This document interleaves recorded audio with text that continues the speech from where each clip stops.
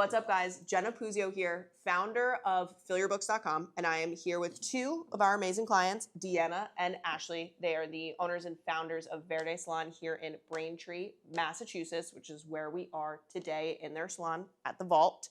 And I wanted to pick their brains because you guys, I work with hundreds of other salon owners at a time, and you guys have, one, the most beautiful salon I've quite literally ever seen. Thank you. But two, you have a well-oiled machine here. You guys, and I mean, watching it over the past couple of days has been great. So I really just want to pick your guys' brain. Give me like the 2-minute synopsis about like who you guys are, how you opened Verde, and then we'll move into kind of where we are today. Cool. Me? Yeah, I'll go? you. Yeah, you. You're on. All right. So Deanna and we met about 20 years ago in hairdressing school. You're aging us. Fast forward about 7 years, we decided to open a business together. And when we first opened, our whole kind of idea and mission was to have something that was a better experience than people ever had. Mm-hmm. We wanted people to feel like they were going to their best friend's house in this beautiful, chic environment, but leave with awesome hair. Mm-hmm. And the other flip side to that was we wanted to be as eco-friendly and sustainable as possible. But we started off pretty little, like within our means, as a couple of scrappy kids do. So we started off really small, couple of 300 chairs. square feet. 300 square feet. 300? I thought it was like 1,000. No, 300 square feet. Yeah, it was maybe like 298. It was little. It was like it was essentially a studio. It had 2 chairs. Okay. No, 3 chairs. We had 3 chairs, 3 chairs, and one sink. sink, and we had the 2 of us and an assistant. And then from there, so it's been 13 years. We've slowly grown every year. We've grown our business, our revenue, and our team probably 20 to 30% year after year, which brings us to today. We have a team of about 30 people in this new location. We like expanded a little bit in our old space, but finally 2 years ago we were able to realize our big goal of having like a huge, impressive. Tell us how many square feet. So The building's 15,000 square feet. we but- have about half of that. Yeah. Well, Yes. and then plus Yeah, the second, like the main floor where the salon is about 4,000. The second floor is about 1,500, and then obviously you're down here with us now, so this is all extra space. Yeah, which is awesome. I mean, growing 20 to 30% each year, one, stellar. What was the thing that made you think, hey, maybe I need to invest in something like Fill Your Books, which is basically a marketing system? What was, because a lot of people will be like, oh, we're growing, we don't need it or whatever. Like, we're good right now. A lot of people wait too late until it's like, we're dead, we need something. When, I mean, I don't want to answer it for you, but what was the thing that pushed you to be like, hey, we should invest more in this? I feel like when we were smaller, Yelp was huge back then. Right. So we had so many people that we'd get off of Yelp, and that was kind of what worked. And then all of a sudden we came here and we doubled in size. We went from 15 stylists to almost 30. So I think being in a bigger space, like we had a lot of new clients coming to us anyways, which has always been a very good problem that we've had. Sure. But I think that we just needed more, and we needed a more influx. Yeah. And like stay on top of the trends too. Like you can't advertise in a newspaper anymore, right? Like, it's, like I don't know. I mean, I don't know. You can maybe explain it better, but I think that you're right. It was like the transition coming to this space was like a big realization that for us that we needed to accept that we can't do everything ourselves. Like we're not excellent at everything. So like marketing was something we were never truly excellent at. We always like enjoyed it, Sure. but we're like, to be truly effective as leaders, especially of a bigger operation, and we want to be able to grow and grow and grow, we needed to be able to be like, okay, we need someone who is excellent at this. We recognize it's not us. It's time to outsource. So I feel like that's been a big shift in our business, is being like, who is the best at this? Let's utilize that, because otherwise you're doing everything medium. And we're like, we need this to be better. yeah. So Yeah, and that we just started our second year together, which is super exciting. But I wanted to highlight the fact that you said it gave you the room to focus on the team, the client experience, so on and so forth. And that is something that, again, a lot of the salon owners that come to us, or the other salon owners that I work with, whatever it is, they're like focused, they're wearing all of these hats, and that usually tends to be the one that they either struggle with, and they're struggling with it because, not that they're ignoring it, but because they're focusing on all of these things, they don't get a chance to actually really dive deep into it. So I want you guys to talk a little bit more about the culture that you've created here and kind of the cadence that you were able to build together, because it's nice that you guys are a team too.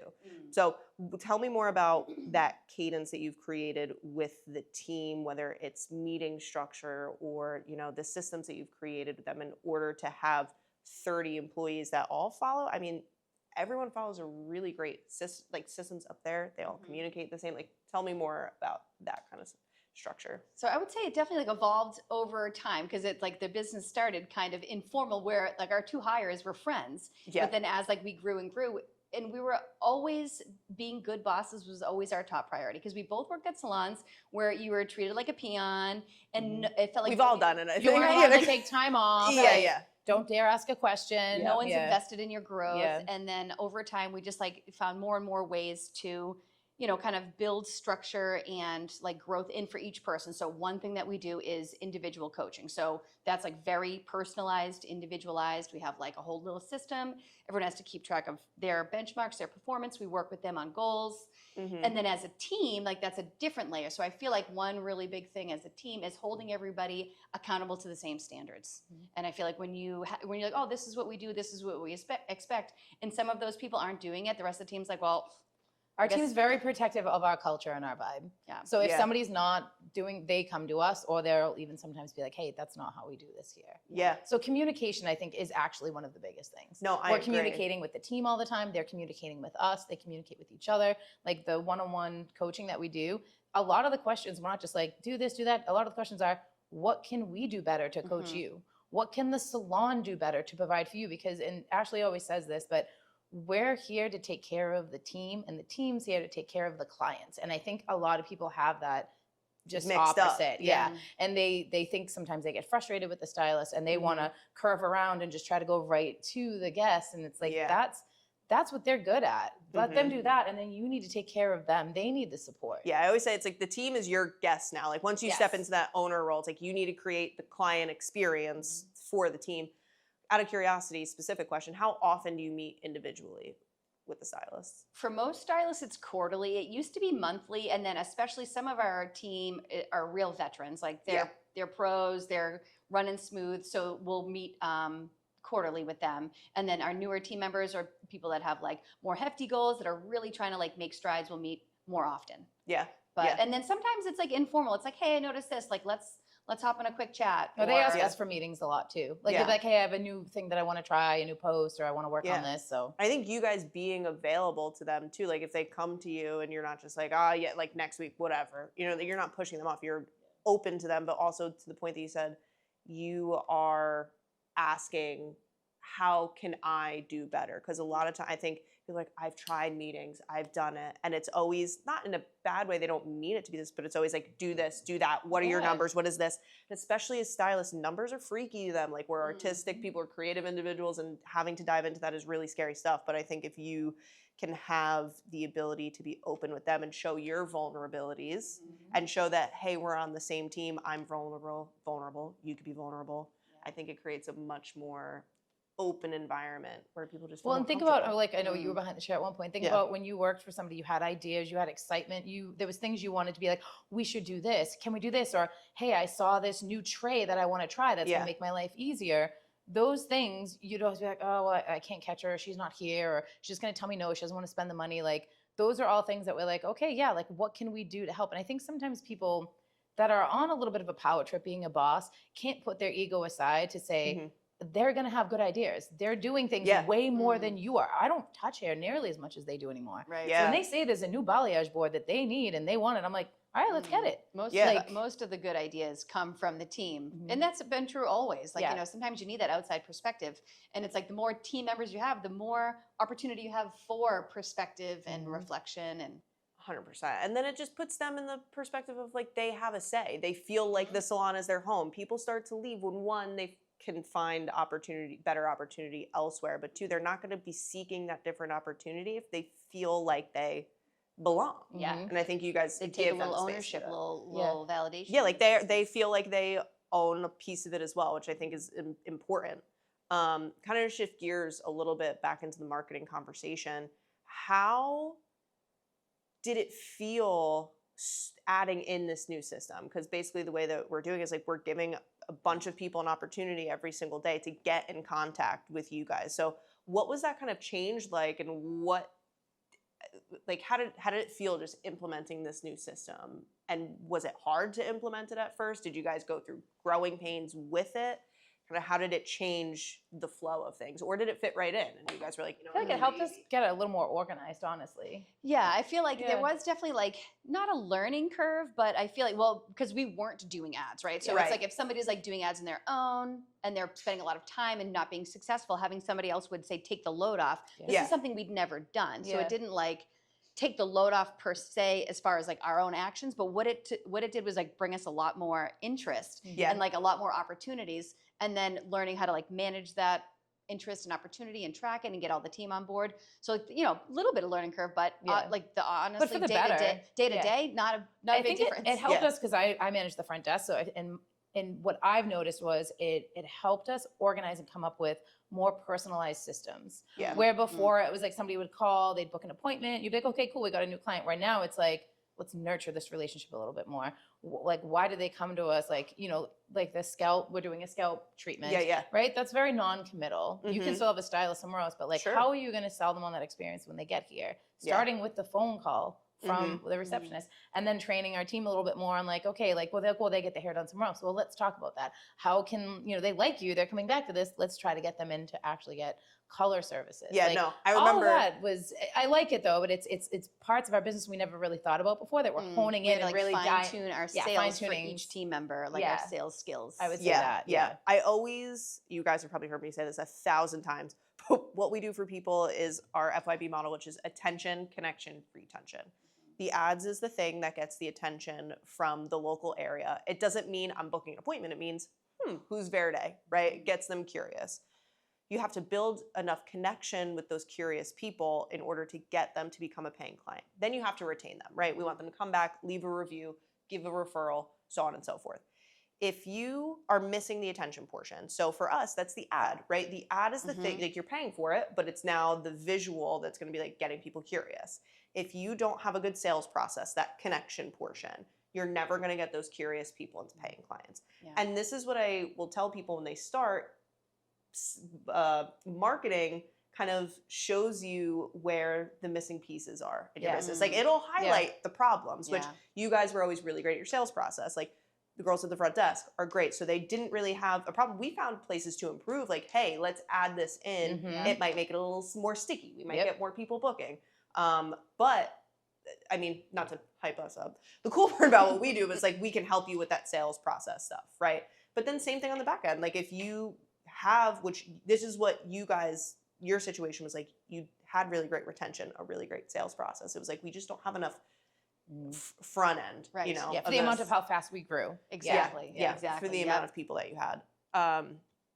With this process, people who are in maybe, say, a smaller boat than you are, what would be the advice that you would give them in order to have the types of growth that you guys have had? It's a good question. I feel like, and this was part of what we learned from you, is the personalized touch. Yeah.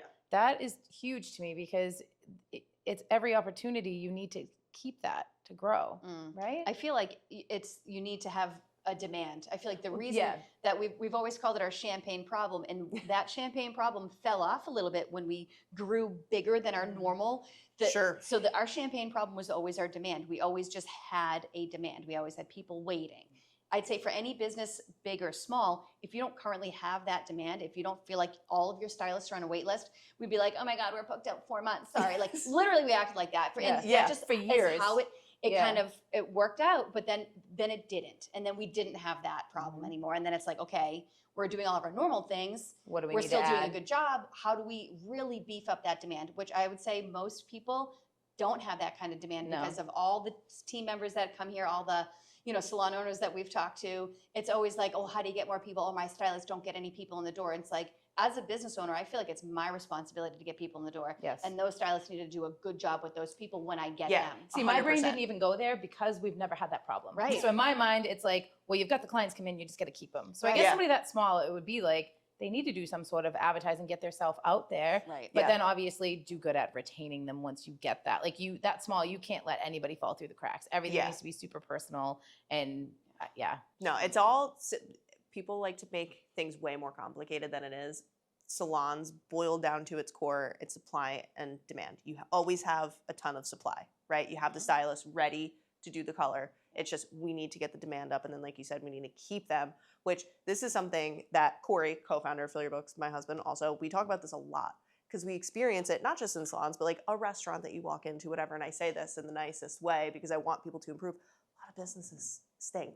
Oh yeah. Like, 100%. in this- and that's like the entrepreneurial mind, which we all have. Like you walk into a business, Instantly you're like, judge. Nope, Yeah. nope, nope, not this. Let's do this different. Do you know how Yeah. many businesses in my mind I've opened? No, oh, Like same. I'm like, Yeah. oh, I would so do this different. I should open that. Oh, Yeah. I could do this better. Right. The Like tiniest- most hairdressers are redoing people's hair in their mind. We're redoing their business. Yes. No, Yeah. it's so true. Like you walk in, there's a little dust in the corner, and then someone doesn't greet you, and then maybe someone isn't making eye contact with you, and then maybe your neck's a little uncomfortable on the sink. Yeah, and they've You- taken you a few minutes late. And, Yep. That's a recipe for someone not coming back. Yeah. And I think you guys, even at the sheer size, which I think is when it's easy to lose sight of Yeah. that kind Yeah. of stuff, you guys have done that really well. So to speak to someone who's maybe at a smaller scale and even people at bigger scale, the things that are going to keep you growing, no matter what the trends are, no matter what changes in like social media, people don't change. Like sales, communication, good business does not change. And if you can just get really, really great at those small things, plus having demand, Yes. Yeah. plus Plus no, demand. yeah, no, it won't stop growing. Would you recommend Fill Your Books to a friend, other salon owners, etc.? You mean would we like have we already done it Yeah. a dozen times? Yes, Jenna. you Like the know. 12, like the 10 people a month that are like, hey, Yeah. can we ask you about Fill Your Books? Absolutely. No. Yeah, I mean, definitely. Like I was saying, most business owners aren't good at everything. Yeah. And if you want to truly have a great business, a seamless business, and like do the best that your business can do, you got to find people that are great at those things. Yeah. Yeah. We are not professional marketers. That is not what we're great at. No. That's what you guys are great at. So as a, somebody, Somebody that Else- wants clients, yeah. Like if you don't have people knocking on the door, then yeah, which is And- most people. Fun fact: we just had this screenshot. What was it? It was like 50% of 49.4%. 49% out of three. So in the it was- 319,000. Yeah, for the last 3 months, we had over 300,000 impressions. So 300,000 people saw our stuff on social media. Half of that was from ads. which is awesome. I'm 300. What is that? 150, 100. I can't do Yeah, math. I'm a hairstylist, 150, but yeah. 150,000 people Yeah. Ashley's just good at from math, yeah. just from building that, and that didn't happen overnight. That happened. We've been doing this for 2 years, so 2 years, consistency yep. is also a piece of it 100%, too. yeah. So if you're going to do something like this, look at it as a true investment and not just like I'm going to press this button for 4 months. I'm going to shut it off. I'm going to turn it on. Like 100%. Yeah. you got to just be in it for the long run. And there's so many people that I've like just personally like in my life being out at like my son's like, T-ball event. Somebody's like, oh, I saw your salon's ad the other day. And it's like so many people that even already knew like that I owned it, what I did, like so many people see the ad and it's just in their brain because it's branding. They're seeing it. It's like you said, it's in front of you. And the types of ads and marketing that we've done together there are things that we literally never would have done on our own. Mhm. We wouldn't have known about it. We wouldn't have known how to do it. We wouldn't have No. known what works. Like they're all things that we would have just Failed. left on the table. We never would have done it. We would have had that soft music playing. Yeah, yeah, Like we no said, verbiage. no verbiage, just Slow moving. And Yeah, nobody yeah, would yeah. have clicked on it. Yep. As long Yep. as we thought Pretty it was hair. aesthetic, It was pretty, that's all that counted. No, matters. and here, and I think it's a good conversation to like just something to touch on because so many people do great hair. Yeah. So Oh, many yeah. people in your area are amazing at what they do, and it's I think thank social media for that because it's making people better at their craft. But now, what's going to make you different from every other salon in Braintree? Like, There's like 30 salons on the street. I actually, as we were Yeah, driving through, there's I a was lot. like, there's a lot of salons, And they around all here. do really good. Like it's not like everybody does I mean, really well. they might not all do as good as each other. Yes, but, correct, I mean, correct. some But- tops. But You know? there is a lot of them, right? Yeah, so yeah. I mean, they're like, all still in Yes, business, yeah. right? Yeah, Yep. 100%. And but like you said, it is now you are the authority. Like you want to be the first, even if someone's not ready tomorrow, if they see your ad and 4 months from now they need a haircut, what's that salon I saw? Oh yeah, Verde. So it's been a pleasure working with you guys. I am excited that I get to see and watch you guys function and the way that you operate and manage your team. It's really, really fun. But you guys are great. You're great. Shout out Instagram handles so that people can follow you. personally, the salon. Both, whatever you want. Oh, on the So spot. the salon is verdesalon.ma. That's where we put most of our efforts. Deanna and I aren't personally trying to get clients a lot nowadays. So Yeah. our other pages are a little less active, but mine is Ashley Verde Salon. Awesome. This is so bad. Yours is Deanna Verde Salon. Thank you. I was like, is this a stylist still? No, I don't This know. is why you guys Yeah. own a business This together. is It's why great. I can't do everything. Yeah, Yeah, exactly. What's mine? It's Deanna Verde Salon. Deanna Verde Salon. Right? It used to be Deanna Verde Stylist. Okay. Yeah, I'm Deanna Deanna Verde Verde Salon. Salon. Mm-hmm. Yeah. Cool. It's because we own Verde Salon. Yeah. Right? It works. Yeah. Well, thanks for hanging, guys. Thank you. Thank you.